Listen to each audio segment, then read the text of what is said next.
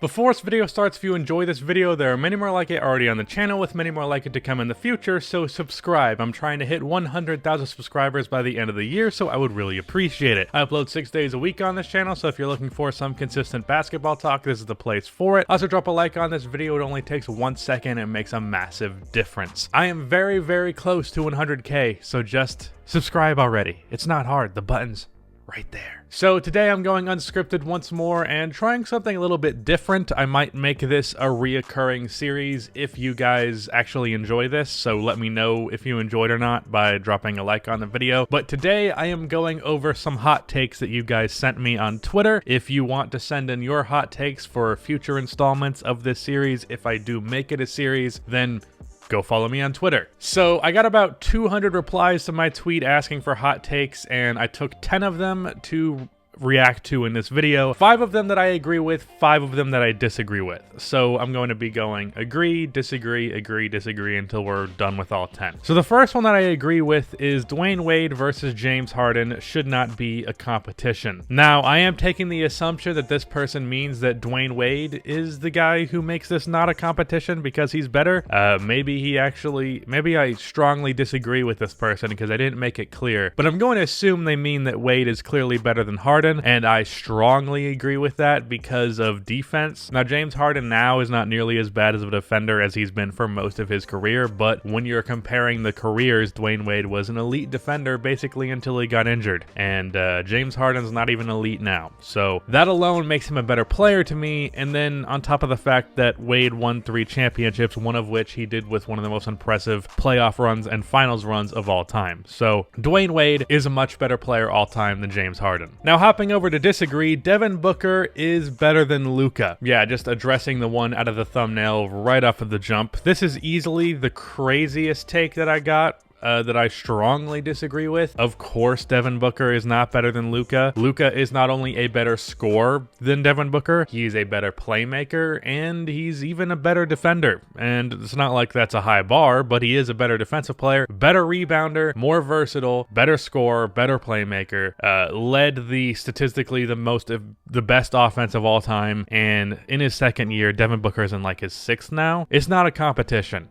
It's definitely Luka Doncic over Devin Booker. I find that take to be ludicrous. Steph is the best offensive team player ever, considering spacing, usage percentage, efficiency, and playmaking. Could not agree more. I've had a video planned for a while to talk about the gravity of Stephen Curry. The problem is that video requires a lot of clips, and it's more than likely going to get claimed if I make it, so it probably won't be made at least for a good while. But the gravity of Stephen Curry makes him the greatest offensive team player of all time because he makes offense so much easier for everyone else around him that it's kind of absurd. So the gravity that he brings with his ability to shoot the ball, the way he pulls the defense in his direction, it just makes life easier for everyone else on his team, more so than any other player in NBA history. So because of that, I agree that Curry is the best offensive team player ever. Not the best offensive player ever, though he is in that conversation to some extent, but he's definitely the greatest offensive team player. If Porzingis did not get that ridiculous tech, it would have been Mavs in 5. Now, yes, the Porzingis tech was ridiculous. However, no, the Mavs not only would not have won the series in 5 games, they probably wouldn't have won it, period. If you wanted to say Mavs in 7, I would disagree, but at least I'd be able to give you some credit there. But no way in hell do the Mavs win this series in 5 games if Porzingis does not get kicked out, because that just would not have happened. Paul Pierce is better all time than Carmelo Anthony. This is a take that should not be a hot take whatsoever. However, on Twitter the other day, I saw someone make a poll of this. They got 25,000 votes, and Carmelo Anthony got over 70% of the vote. And that is quite ridiculous. Paul Pierce is a better player than Melo, not a better scorer, but everything else about him is better, and he's more of a winning player, a more clutch player, and he's just better. And I'm going to make a video on Paul Pierce probably sometime this week because I think the reason why Pierce lost that poll is because he's really ruined his own reputation by being a sports analyst now. And I'm going to talk about why that's been a bad decision for him and how he's tarnishing his own legacy, but that's for another day. All time, James Harden is better than Kawhi. No, he's just not.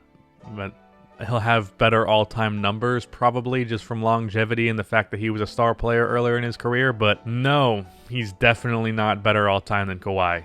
Like, not even a question. Rockets Westbrook is better than any other version of Russ. That I strongly agree with, and it's probably the hottest take that I do agree with, but I 1000% believe that Russell Westbrook in Houston is more effective than he was in his 2017 MVP season, and more effective than he was in any other season of his career. Now, is that because Russ now is just so much better than 2017 Russ? Not really. It's just because the spacing that he has in Houston has made him that much more free. He's taken less jump shots, he's attacked the basket more, he's been more efficient than he's ever been in his career, and he also hasn't been focusing on triple-double hunting. So as a result, Russell Westbrook is better now in Houston than he has ever been. Part of that's on the system, but part of that is how much that system has helped him get rid of some of the flaws in his game. Mike D'Antoni makes primary ball handlers look like superstars even if they are not. See, that could be arguable if the three main players that were benefiting from Mike D'Antoni's system as ball handlers did not prove themselves to be superstars prior or after Mike D'Antoni, because James Harden and Russell Westbrook both played at a superstar level before Mike D'Antoni became their head coach, and Steve Nash, after Mike D'Antoni left, I believe, to go to the Knicks, and Terry Porter, I think it was, became the head coach of the team. Even though the Suns got worse, his numbers were just as good as his MVP season, even when he was getting older. So all three of those guys played at a superstar level without Mike D'Antoni, so no, I would not say that Mike D'Antoni makes non-superstar ball handlers look like superstars. If you think James Harden was not a superstar pre-D'Antoni, you're just wrong. Pascal Siakam is overrated. Yes, I definitely agree with that one. Now,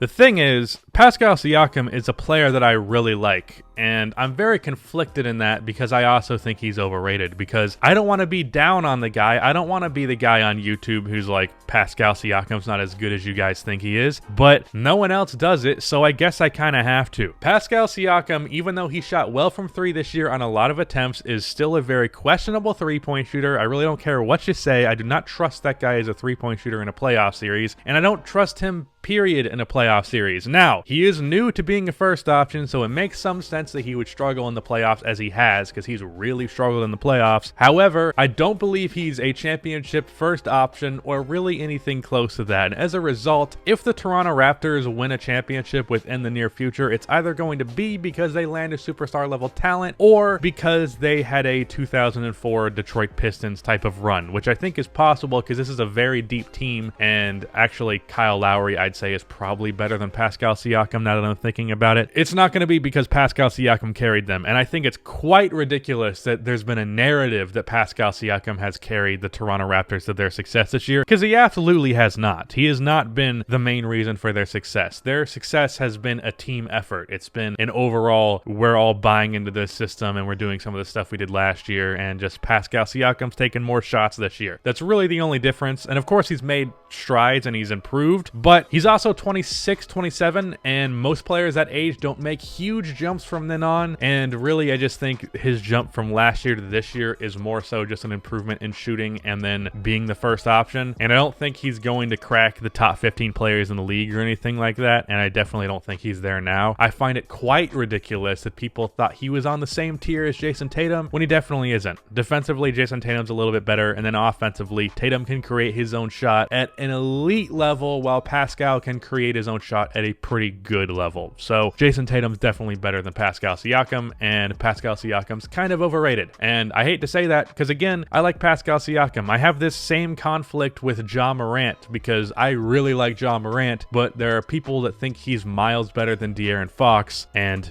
no, he's not. And finally, one of the more ridiculous takes that I disagree with is that DeMar DeRozan is a top 3 shooting guard.